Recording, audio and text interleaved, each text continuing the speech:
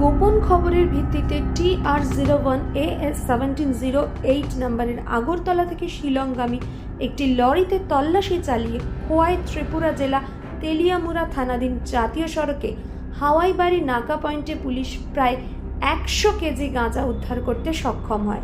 গাড়ির তেলের ট্যাঙ্কার ব্যবহার করে অভিনব পদ্ধতিতে এই গাঁজা বহির্রাজ্যে নিয়ে যাওয়া হচ্ছিল বলে জানা গেছে। আটককৃত গাঁজাগুলির আনুমানিক বাজার মূল্য 1.5 লক্ষাধিক টাকা বলে জানিয়েছেন পুলিশ। এবং সংশ্লিষ্ট ঘটনার পরিপ্রেক্ষিতে সিপাহীজলা ত্রিপুরা জেলা বিশালগড় এলাকার অভিযুক্ত লরি চালক অনুপ সরকার নামে এক ব্যক্তিকে আটক করা হয়েছে।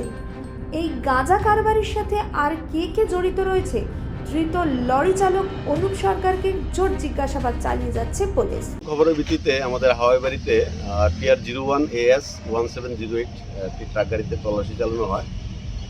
তল্লাশির সময় আমাদের সৌরভ দাস সাহেব DCM সাহেব ছিলেন উপস্থিত। তো আমরা গাড়িতে তল্লাশি করে আমরা প্রায় 100 কেজি মতন গাঁজা গাড়ি থেকে আমরা উদ্ধার করি।